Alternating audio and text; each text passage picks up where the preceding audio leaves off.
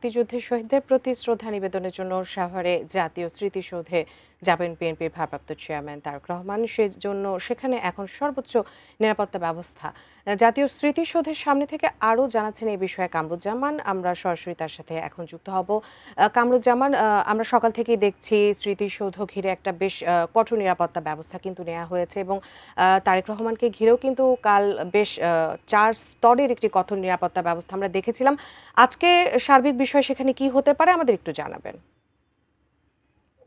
ধন্যবাদ উজমা। আমি এই মুহূর্তে রয়েছি একদম জাতীয় স্মৃতিসৌধের ঠিক সামনেই কিন্তু রয়েছে। সেখানে কিন্তু আমি যদি একটু ক্যামেরার মাধ্যমে আপনাদের দেখাতে চাই যে এই তারেক রহমান, জনাব ভারপ্রাপ্ত চেয়ারম্যান তারেক রহমান, তার নিরাপত্তার স্বার্থে কিন্তু এই জাতীয় স্মৃতিসৌধে কিন্তু 4 স্তরের নিরাপত্তা ব্যবস্থা কিন্তু জোরদার করেছে আইন শৃঙ্খলা রক্ষাকারী বাহিনী। এছাড়াও একটা বিষয় আপনাদেরকে জানিয়ে রাখি যে গতকালকে তিনি দেশে প্রত্যাবর্তনের পরেই, স্বদেশ প্রত্যাবর্তনের পরেই কিন্তু তিনি কিন্তু বিভিন্ন কর্মসূচি করেছেন এবং আজকে যে তার কর্মসূচি বিকেল 4টা নাগাদ আমাদের জানা মতে বিভিন্ন সূত্র থেকে আমরা জানতে পেরেছি যে বিকেল 4টা নাগাদ কিন্তু আহ, তিনি আসবেন এবং জাতীয় স্মৃতিসৌধে প্রথমে জুমার নামাজ কিন্তু তিনি পড়বেন। জুমার নামাজের পরেই বেলা 2টার দিকে প্রথমেই শহীদ রাষ্ট্রপতি জিয়াউর রহমানের কবর জিয়ারত করবেন এবং এরপরেই তিনি জাতীয় স্মৃতিসৌধে মুক্তিযুদ্ধের যে শহীদদের প্রতি শ্রদ্ধা নিবেদন করার উদ্দেশ্যে তিনি কিন্তু এই জাতীয় স্মৃতিসৌধে আসবেন বলে আমরা জানতে পেরেছি। তবে একটা বিষয় আপনাদেরকে জানিয়ে রাখি যে এরপরেই কিন্তু যে